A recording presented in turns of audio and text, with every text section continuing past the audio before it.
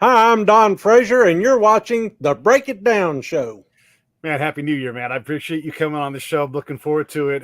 First show of the new year. And we were already talking about, so I'm fascinated by these guys that get left behind by history. Sometimes forgotten guys get picked up and become something. We know about Wyatt Earp. We know all these different characters, Chamberlain up in Little Round Top. Sure. I just read a book by Jerome Preisler called The Civil War Commando. And it's about this guy, Cushing, who is just the ultimate risk taker and makes I don't know, commander in the Navy at like 19 or something ridiculous. Oh, they all did. I mean, Civil War is full of a bunch of very violent teenagers. Yeah. This guy was insane. He's like, that seems like I might die. I'm going headlong into it. He doesn't graduate from Annapolis, even though he makes it all 4 years. They're like, you're going to be a bad officer. But he managed to time his getting kicked out of of Annapolis with the beginning of the Civil War and like half of the Navy officers leaving. And so he got to sneak in the back door. And because he was, I mean, gosh, it's not enough to say audacious, right? Yeah. He was insane, this guy. Well, He was just an absolute criminal. It might have been the boldness of youth. The older I get, the more cautious I get. I mean, I even have started walking gingerly down the walk so I don't fall and break something. When I was a little kid, I'd have gone down there on a bicycle at breakneck speed and jumped over stuff. And, then as a teenager, I would have been a little more circumspect, but I would have been trying to impress a girl. Now I'm just trying to stay out of the ER. I used to do this thing where I would go downstairs. I would put my chest over my feet and just relax my feet and let my ankles just actuate down the stairs. I could go down the stairs ridiculously fast. Now my ankles don't even move that fast. There'd be traction involved. You're right. Yeah, traction, casts, surgeries, metal plates, all that kind of stuff. So who are some of your favorite people? And when I think about this too, there's like in John Langelier's book about Powhatan Clark, just an incredible book. So many letters that he got to get into. And so much of it survives that he was able to really put something together. Same thing with Will Cushing. There's so much letter writing back then. And these guys, even though they were very bold, I mean, there's an argument to be made that Powhatan Clark is one of the greatest horsemen of his era in the United States military, right? But last in his class at West Point. Well, sure. I mean, we've guys like that. Yeah. There's always the story of that guy in the back of the classroom that ends up inventing something that's life changing. Yeah. And so just sometimes your academic resume doesn't indicate your future contribution. There was a bunch of guys that graduated first of their class in West Point that amounted to absolutely nothing. Right. And when the time of crisis came, they just folded up. And so it's tough to quantify and get your arms around that internal character that is within so many of the human species.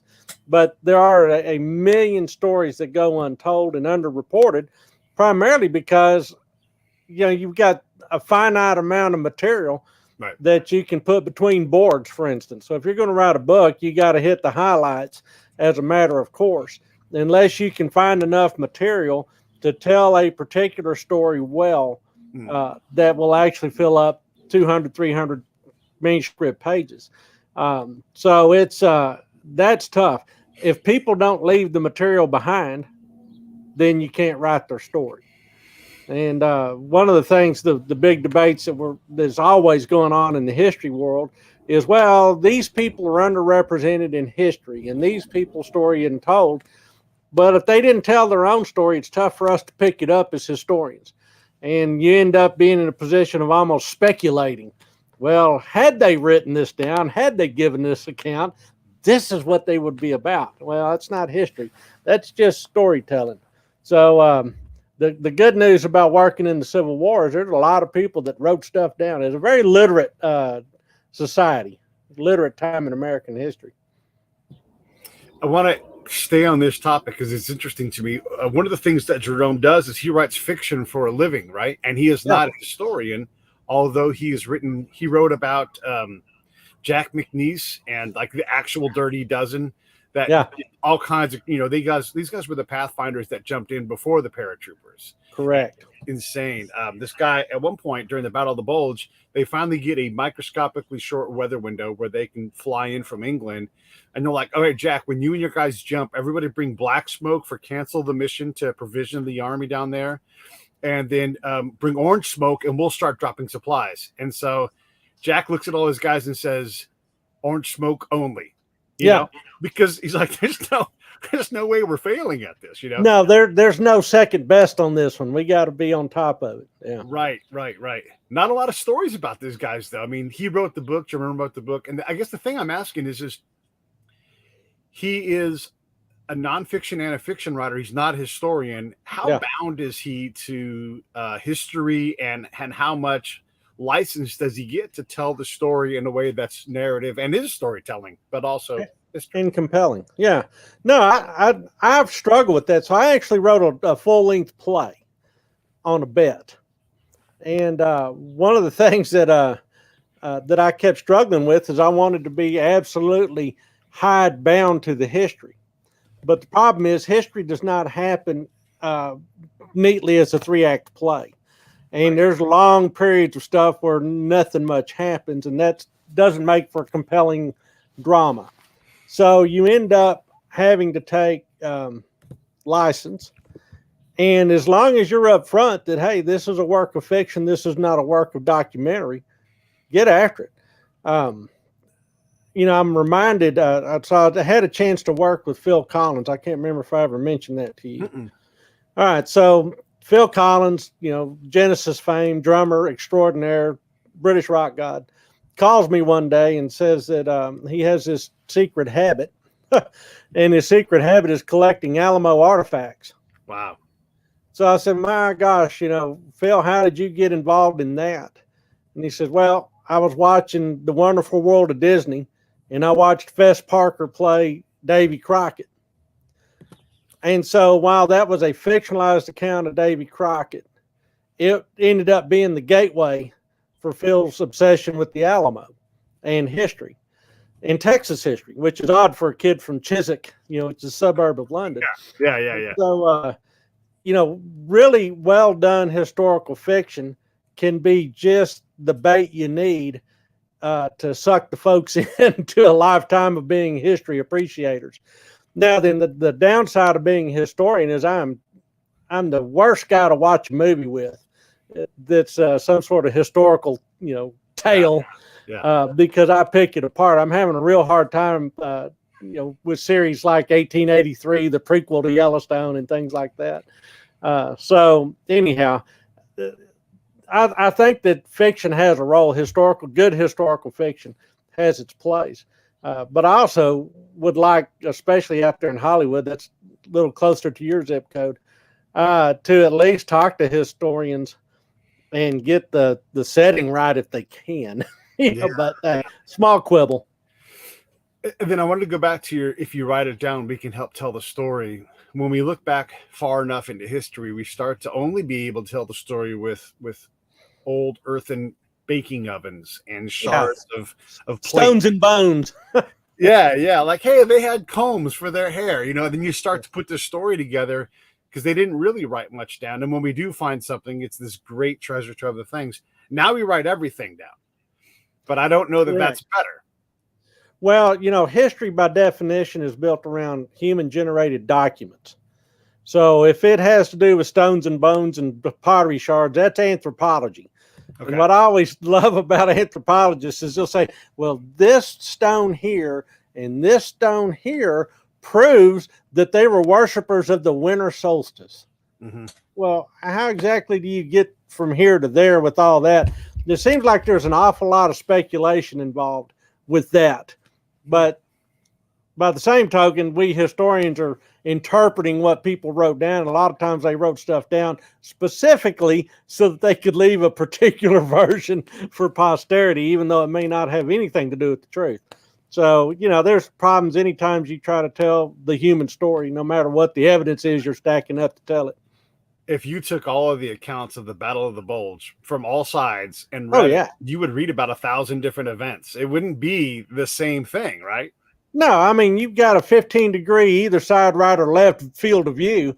And when the round starts zipping in overhead and the smoke starts rolling across the battlefield, it's anybody's guess on what you're experiencing. I like Stephen Crane's Red Badge of Courage because he just throws the Battle of Chancellorsville as a huge abstraction and talks about the sun hanging in the sky like a big red wafer.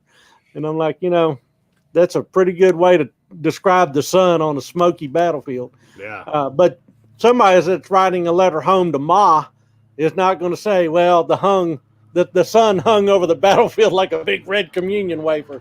They're just not going to. Yeah. I don't know if you can hear they're apparently doing the yard work here between semesters. Nope. You heard that. We're just going to keep on trucking along. All right, good. Somewhat there, but Dickie's a buddy of mine. He watches the show all the time. Says U.S. formal history is largely fiction. How much do you agree with that? Well, Henry Ford said all history is bunk. Mm-hmm. And so there is certainly interpretation that varies. So whether or not it's completely fiction, I'm not sure I buy that. But is there ways that history is manipulated or that some evidence is suppressed or some evidence is weighted one way over another? Absolutely. And I think that's always going to be the case with any human endeavor. I mean, my gosh, I'm an hour away from the Alamo. You want to talk about interpretation and whether or not it's fiction or not, man, that is the center of the universe for that. Yeah. And I want to get into that a little bit, but I also want to cover a couple other things. If I was to write my biography, which at some point I'm going to write something like that about the modern wars. Yeah. I'm going to do my best not to make myself look like a superhero, but I was in a very unique position where I got to see and experience the war as units rolled past me, right? And so I'd watch them make the same mistakes. And so I can seem awfully omnipotent, and I'm kind of bound by my ability to write because I'm not, look, you can only be so good of a writer. It's a complex thing to begin with. It requires so much context. And then your editor is like, hey, by the way, not someone a 750-page book of you rambling. Let's tighten this thing to 300 pages. Correct. And so 500 years from now, if someone reads that book, it is an authoritative account of what happened. However, it's also compromised by my ability, by the editor, by the market. All these things impact what that history is. How much does that matter to a historian who's reading this thing 500 years from now? Or when you look back 500 years ago and you look at, I don't know, what's that guy's name? Caballero, the guy that sailed. Basically, he left Cortez and went east on the river and went all the way across the Amazon basin. And, he's writing as best he can, but come on, it's not an easy task. And he's looking at stuff that he can't even, he's struggling with the words, the nouns and verbs to even describe. And I imagine that you will face that exact same problem because how do you capture the essence of an incoming 120 millimeter mortar round? I mean, that has a particular sound and there's an anticipated impact. There's all sorts of this suite of stuff that'll be challenging to capture in prose. Right. So as historians, we're trained, at least we used to be trained, to take a look at all of our sources critically and to weigh in the fact, well, this guy was at this particular position and he could actually see what he says he's seeing. Yeah. What you oftentimes get is accounts by guys who are 100 miles from the action that they're describing. Right. And if a historian is worth their salt, then they will know how to go in there and analyze these sources.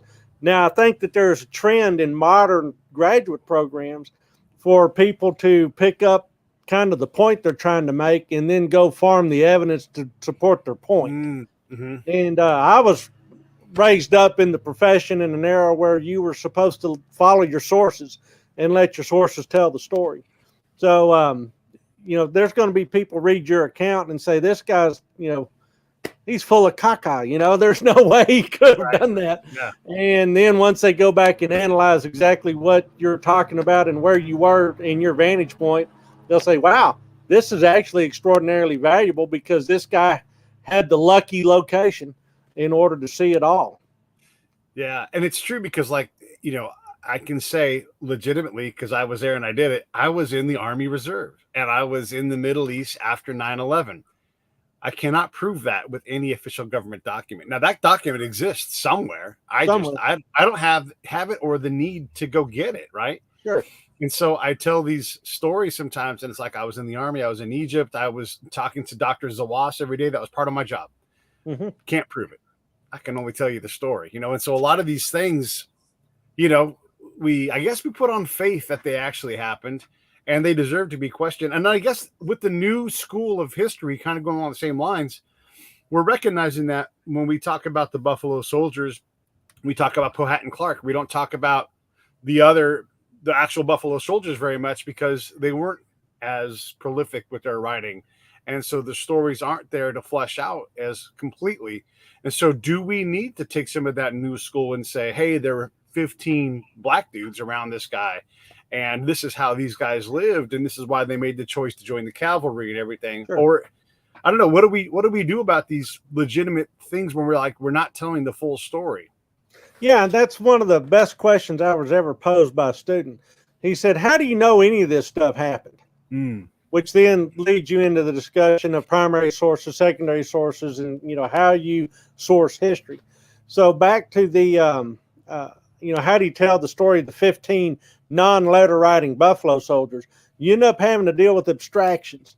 Here's where they're enlisted from. Here's what we know about where they enlisted from and the life and times in that region. If they're 9th or 10th Cavalry, they're either coming from New Orleans or St. Louis.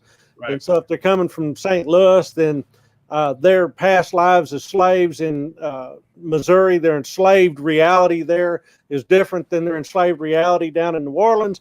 So you can talk about that in very abstract terms, but you don't know what's going on with each one of those guys individually unless they wrote it down or somebody wrote it down for them. So you think writing history about Buffalo Soldiers is tough. Try writing it about the indigenous peoples of North America. Come on. I would love to write a military history of the Comanches. I think that would be a great book. Yeah. The problem is I don't have any Comanches writing down much about what they did. That's right. All you're getting is, some white guy saying, hey, they came through here, they lifted this livestock, they went over that hill.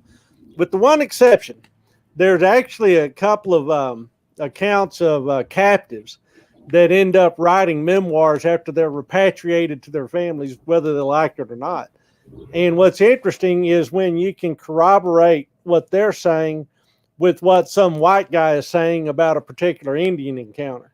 And I've only run into this one time in my career, and it happened to do with a very mundane stealing of horses in Buffalo Gap, Texas, in which one of the guys stealing horses was actually a white captive that had been Comanchified.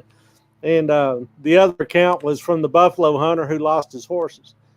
But that is a minor, tiny fraction of a tiny fraction of a tiny story in the overall saga of the Comanche story. So it's a challenge. I mean, history is a challenging field. When we are trying to wash the ideology out of the history, let's be honest, that happens. And it has always happened. There's always, person's bias, everything, right? Yeah. But we can't pre-wash it in and expect the good history to come out. And I think that's kind of an era where we're in now.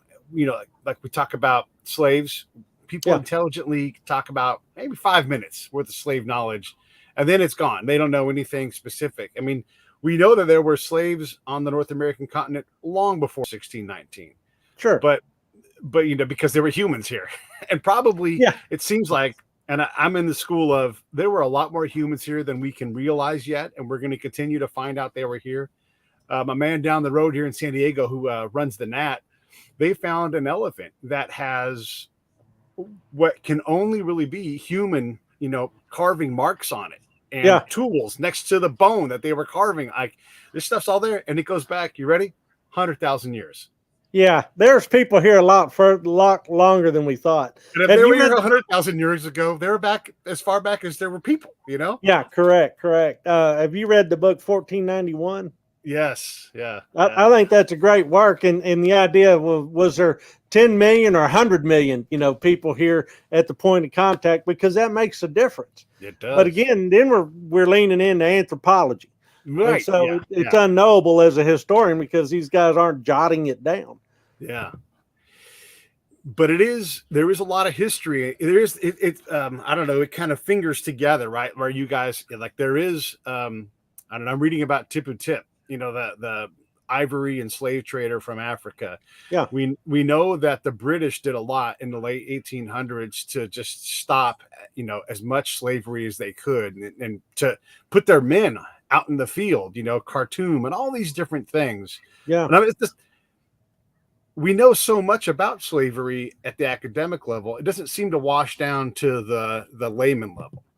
Because we have short attention spans. Mm. And so something like the 1619 project that the New York Times put forward is really designed at people that don't have much of a basis in knowledge. They have a particular proclivity towards their interpretation. This is a nice sort of easily digestible way to feed that prepositioned interpretation, and it has very little to do with history. It has a lot to do with emotions and things like that. And so, I'm worried that we are in kind of an era of bumper sticker history, in which if it doesn't fit on a bumper sticker, we don't have the time or the stomach for it, and we like everything fast. I mean, TikTok history. Let's go there. Yeah. Oh my God. It's if you're really going to get into the warp and weft of the past, it takes a little bit of effort, both in the creation of it and the consumption of it. How big of a swath can a historian take? I'm not talking the greatest historians of all time, but like say, someone at your level where you've written a bunch of books, you definitely have a specialty. Different guys have, like, you might focus on the buttons and all the military uniforms, and that's your, piece of the puzzle. That's your thing. Yeah. Right. How wide can someone get and speak, at an expert's level in something like that? I mean, you've got Texas wired-type, but you know about a lot more history than that. Sure, absolutely. And you start out at the 30,000 foot level, and then when people get into the Q&A, they'll want something specific. That's when you hit them with the specifics. Yeah. Because all those specifics are the bricks that you're building this overall historical edifice about. So, I mean, think about walking down the street and you see a grand structure. The first thing you notice is, man, that is a grand structure. You don't focus in and say, I bet that they got those bricks from the Bennett, Texas brick kiln. You just don't do that. You don't walk down the street and start counting bricks. You take it all in, and that's your first impression. And then after that, you may go say, look at the attention to detail, look at the hinges, look at the doorknob, look at the bricks. And that's essentially how history is done. So we're in the business of putting all those bricks into a grand edifice, describing our edifice, but then being able to say, oh, yeah, look at this over here, how we use this sort of material to get this effect. And it's all a construction process. I mean, we're all just contractors at heart. So many times you read a biography that comes along after, or some other kind of history, and there's a lot of critique of the earlier versions of it because a new letter is found. Or look, I mean, quite honestly, like, you could go and read every single piece of paper that we have archived about World War I.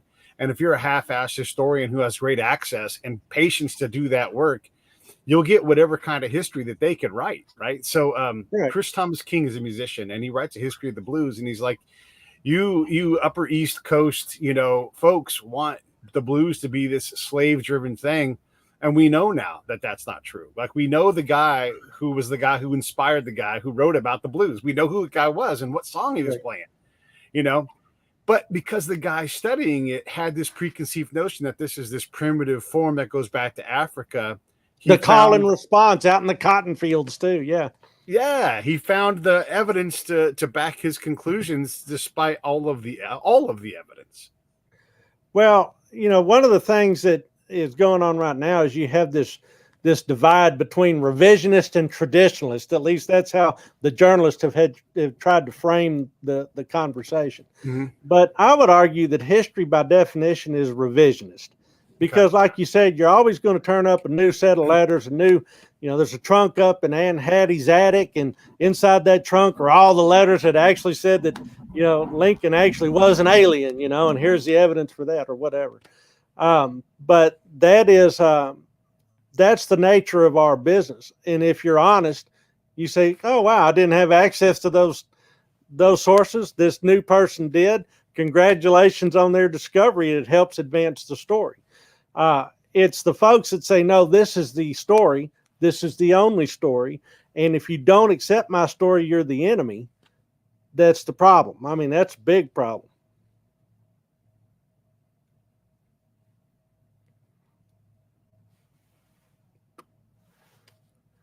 Lost your audio.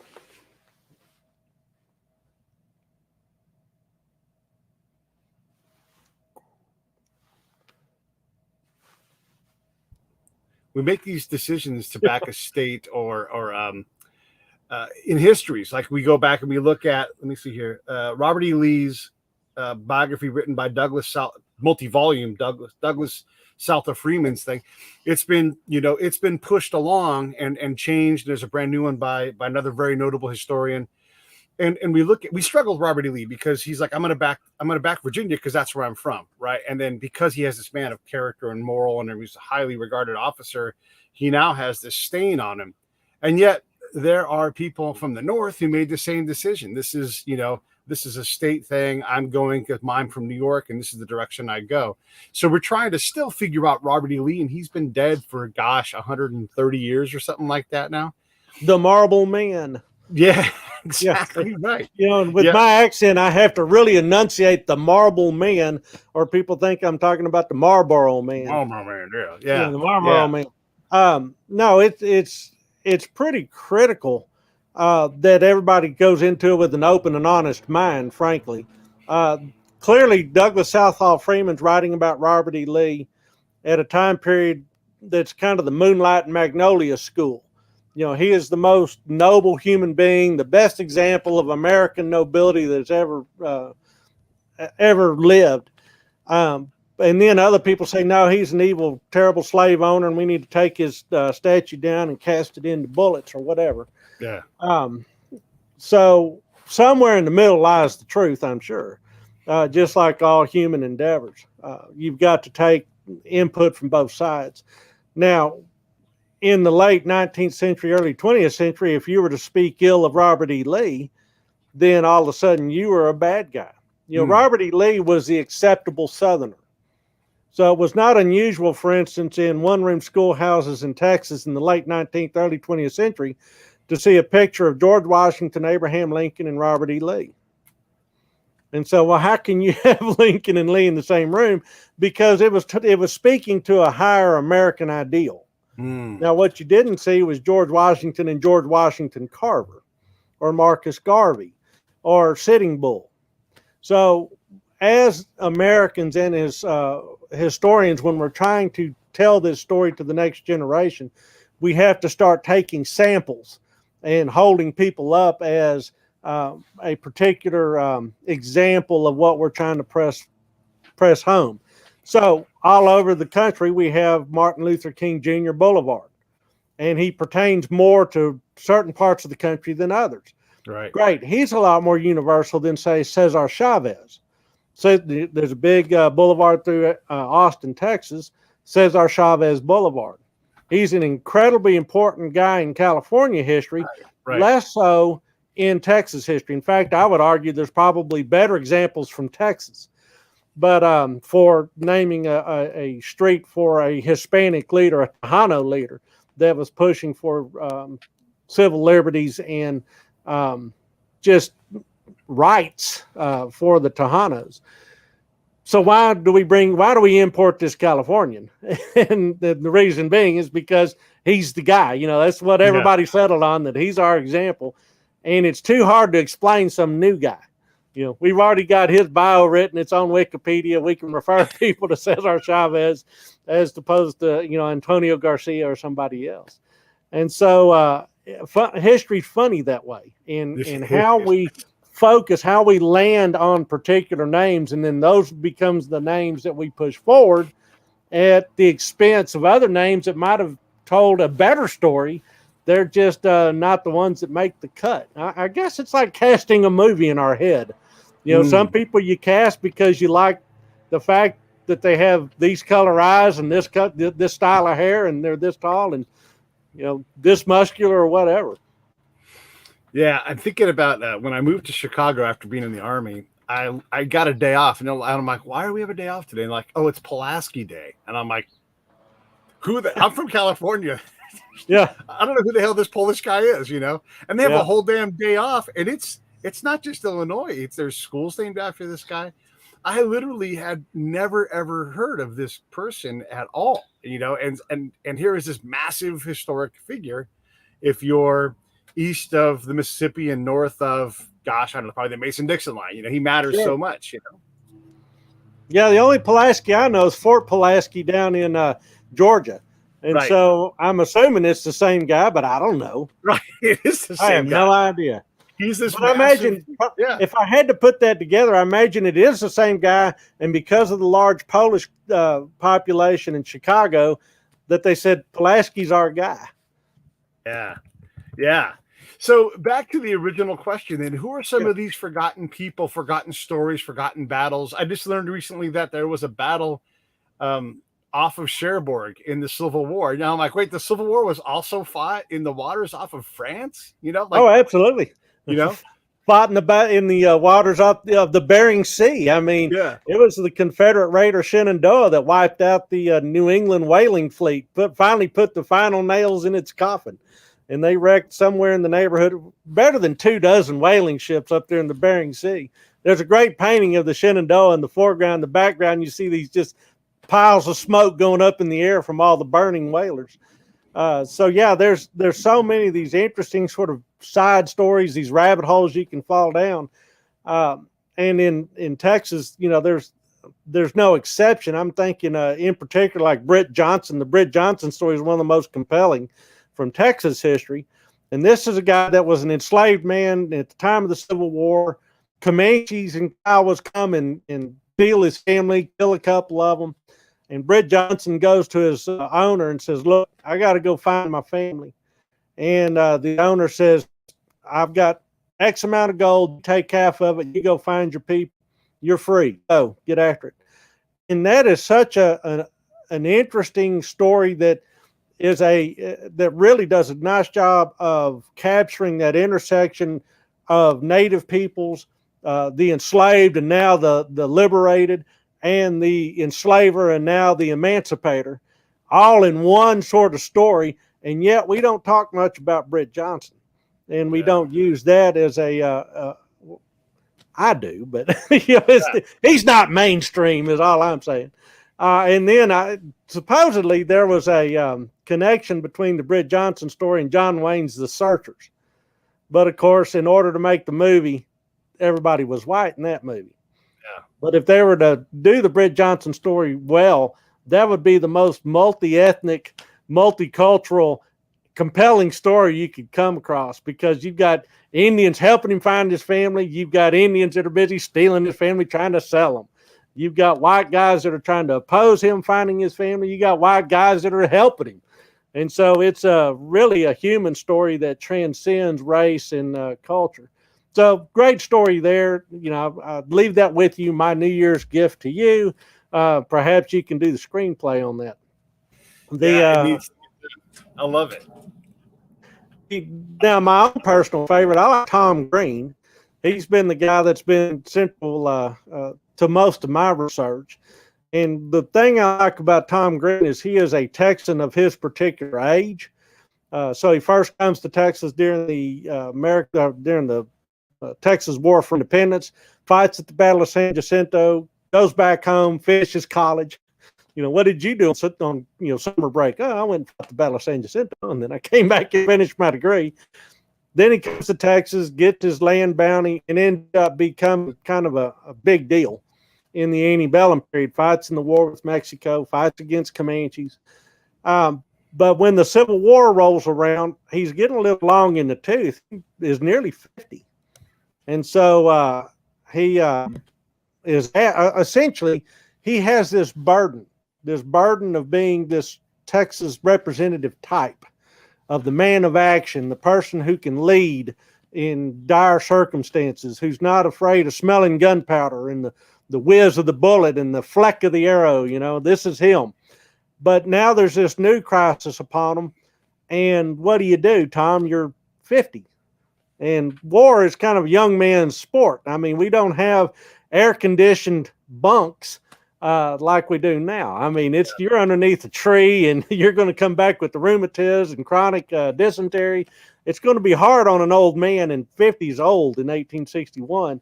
Even so, he tells his dad that I will go if I know with certainty that I will fall in the first volley.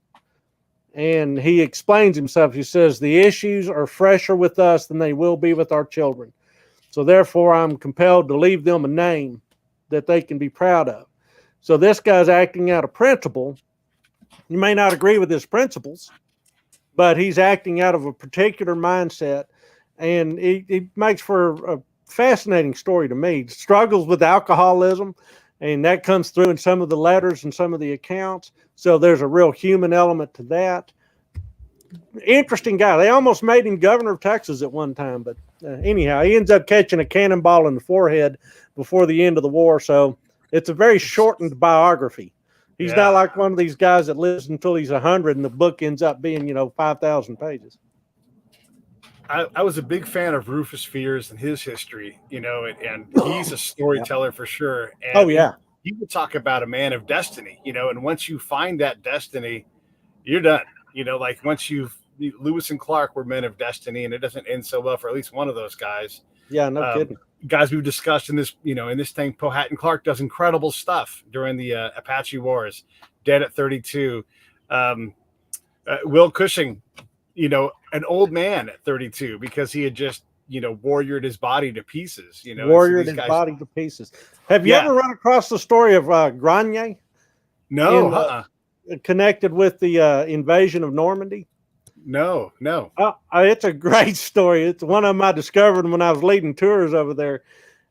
So, when they dropped the paratroops into Normandy, a bunch of them missed their mark. And one particular group, I think it's part of the 507th Parachute Infantry Regiment, the headquarters company gets dropped 20 miles behind German lines. Mm-hmm. And so they get dumped out in the middle of this big marae, big swamp, marshy area. And they all kind of cluster up on the village that's in the middle of this swamp. And then they have to come up with a plan on, how they start the war from there.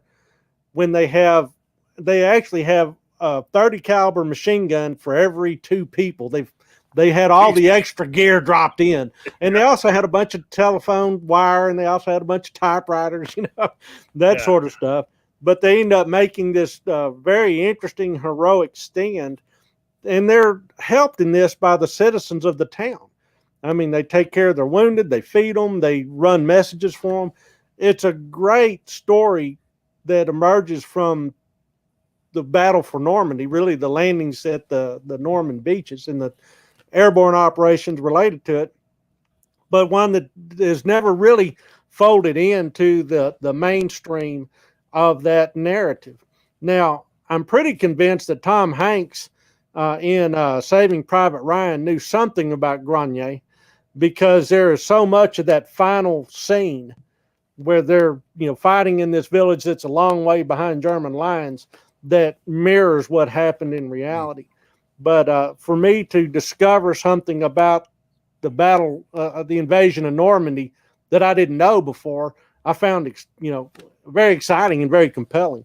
And that I love those stories that have been hinted at, or you can see where they fit into the larger story, but they just ended up on the editing room floor, as they say. Yeah. So that's one of my faves. While we're talking about favorites, I'm going to put a link up for a book by Jim D. Felice. I don't know if you know Jim's work, but Jim does a lot of writing as well. He wrote about the Pony Express, just a fantastic, I guess we call it biography of it. And one of the things about the Pony Express, I never realized 18 months start to finish. That's it. And yet it sticks with us so powerfully, Anyhow, his story, World War II, he found a guy named Henry Longrare. The guy's still with us. He's a paratrooper. He jumps into the scene, when Red Buttons is hanging from the steeple at the church. Yeah. Well, Henry is like the next guy to him in the airplane. So he's like, I look up and I see Ricky, and I'm like, oh, shoot, Ricky's up there. I got to get out of here because we're not where we're supposed to be, And then his story from that point forward is just like a first-person shooter video game. Like they should just take it and just script the whole thing out. He has to kill a lady because it's one of the 2 of them is going to die. He ends up, he shoots a tank and kills that. He ends up in a prisoner camp.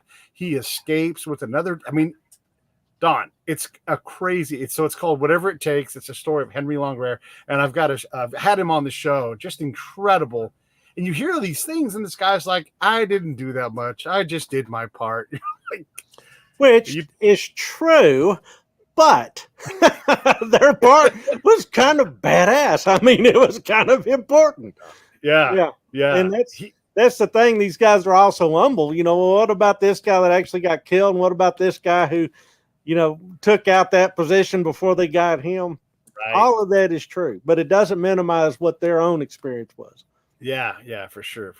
I want to ask you about Texas, because Texas, you know, don't mess with Texas. Everybody has a big star on their fence. There's a lot of pride in Texas. Flag in the background. Yeah, right. Exactly. It's one of the most pride-filled states. I mean, to be there, and there's tons of people wanting to go there, really immigrating there. It really is the best way to say it, because they're leaving something for the opportunity in Texas.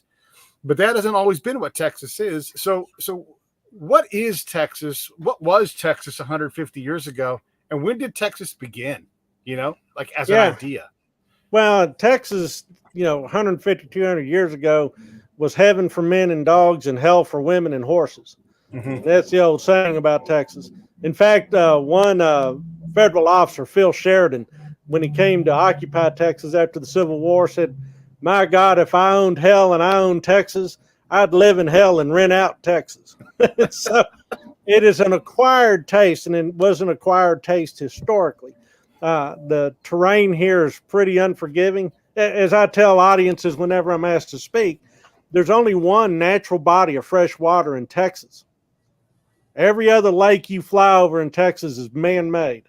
Wow. And the only naturally occurring lake in Texas is Caddo Lake, and we have to share it with Louisiana, and so that's kind of embarrassing too. So it is a rough neighborhood. And it's also a rough neighborhood because it's the seam of three major cultures, both the Spanish Empire, the American Empire and its predecessors, and then the Comanche Empire. And so it is the kind of place where you'd better pack some water and you'd better pack a sandwich if you're going anywhere. And then you'd better always have somebody covering your six, because death comes swiftly and unexpectedly in those days. So how do you take that howling wilderness full of people that mean you harm and turn it into one of the most dynamic places in the United States and on the planet today? I mean, by 2050, we're going to double the population of this state. And a bunch of them are Californians, and a bunch of them are coming from California claiming to be political refugees, which is an interesting phenomena too. So, you know, how did Texas become Texas? And I would argue that Texas is perhaps the best expression of the American ideal that was first formulated in the halls of Independence Hall in Philadelphia, in those chambers and those smoke-filled rooms, was they're busy trying to figure out what kind of nation are we forming. I oftentimes look at, and more often than not, look at the Constitution as being as much a commercial document as it is a political document. I see it almost as articles of incorporation as much as it is, you know, articles of how we're going to govern ourselves. Right. And to me, what they were really hitting at was, let's build a scaffolding and a rule book that allows people to pursue their happiness. And in Texas, we take that very, very seriously. The pursuit of your happiness is kind of an important thing for us. And government's role is to facilitate you pursuing your happiness. Now, does Texas have all the public services of other states? No, we don't. And if you find yourself needing to rely on public services, you may be a little frustrated. But that is coming along with that idea of being self-sufficient, that you need to take care of business, you need to be responsible for yourself. And if you take care of business, you're responsible for yourself, and then things happen to you outside of your own ability to handle it, there's probably some way for us to address it publicly or socially as some sort of public service. But by and large, those are yielded sparingly as compared to other states. So there's a downside, certainly. But the upside is, if you've got ambition and you want to go and do things in a level playing field without a whole lot of people standing on your toes while you're doing it, Texas is the place to do it. And a lot of people are realizing that, and they're moving here. which means they're drinking our water, which will be the next big crisis. Yeah. When we run out of water, that's going to be a big issue. See your earlier comment about all those man-made lakes. Yeah. So what was the time? When was the time before Texas? I mean, obviously people lived in Candelaria for thousands of years. We're not talking about Sure. that, but we're talking about when was the dawn of Texas and what happened to make that idea, that thing happen? All right, I would say that probably you have the heroic age, which is the Texas Revolution and all that, but it really doesn't stick.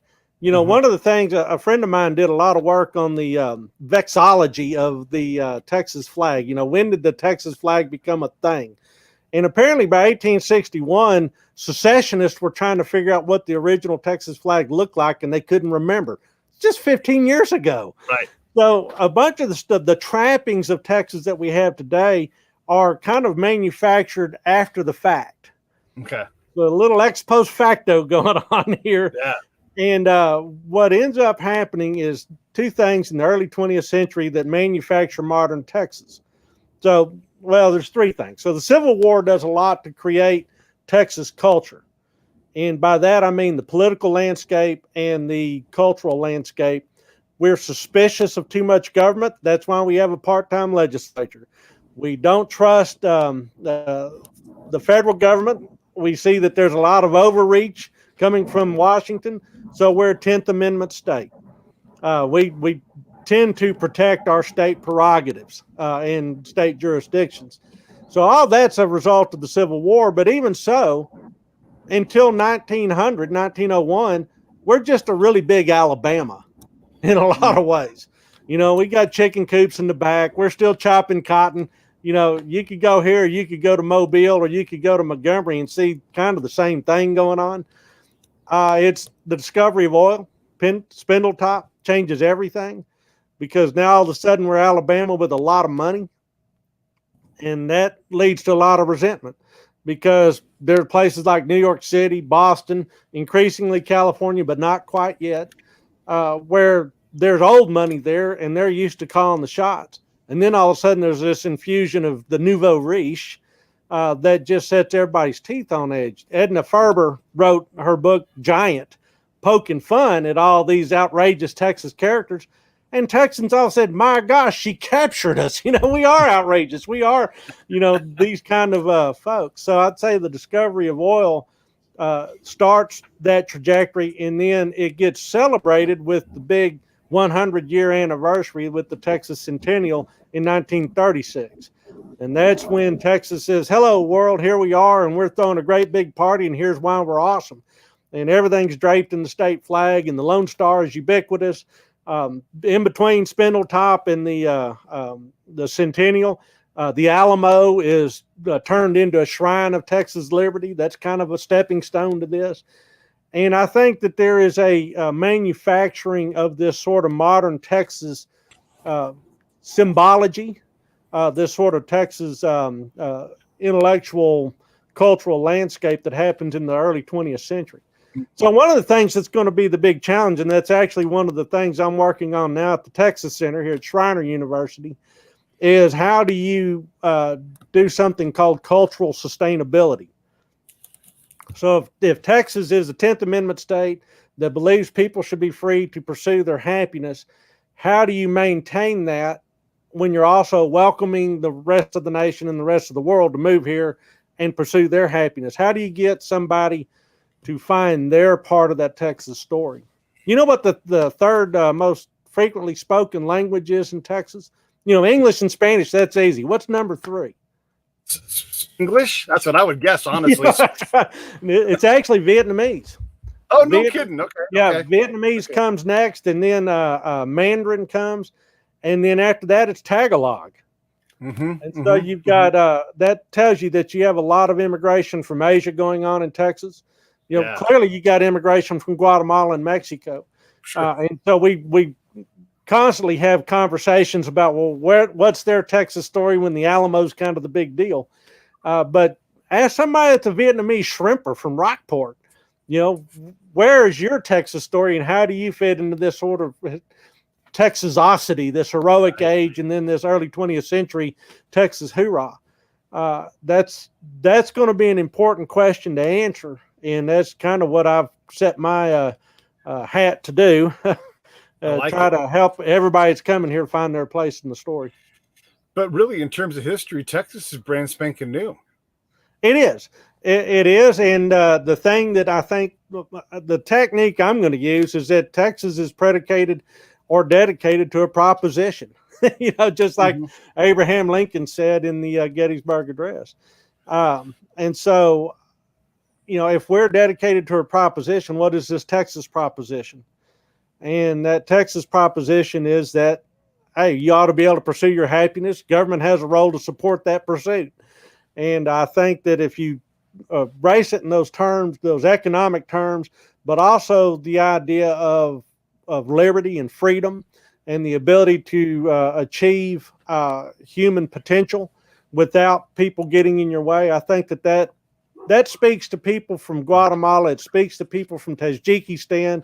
Speaks to people that are fresh in from Egypt. I mean, that human yearning to reach your full potential is a universal human thing, and that's what we try to do here. That is why you come to the U.S. I've heard that so many times from fairly new immigrant folks.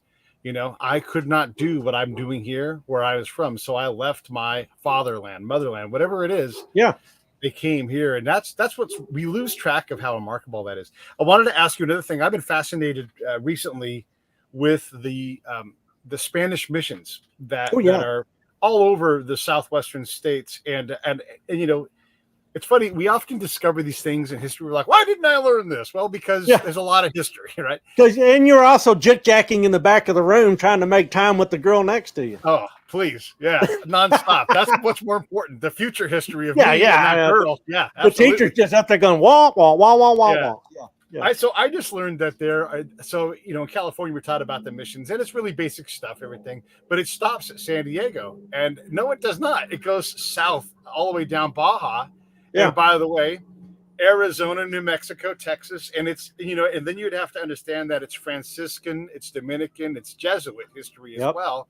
And their impact on our region of the nation is, there are so many things that we do and say and see and everything else, our architecture, everything is driven by these people that are really proto-Texans, proto-Californians. Yeah.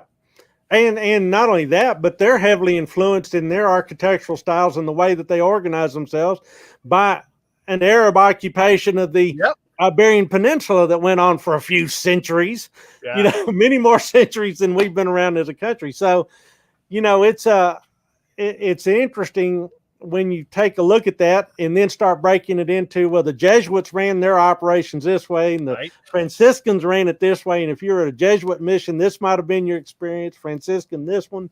Yeah. And so when you take a look at what the Spanish were trying to do with all these missions, which was essentially create culture factories, leave your old culture, turn you into a new culture, and take on the new trappings of this new culture so that you can be a tax-paying citizen of the Spanish Empire.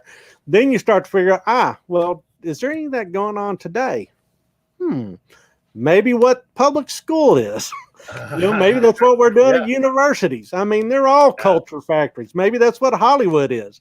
It's essentially a great purveyor of a particular worldview that they want people to buy into. So when you go by the old mission in California, man, and then you go by the Warner Brothers lot in LA, there might be some things that are very common between these two sites. Yeah, that's so true.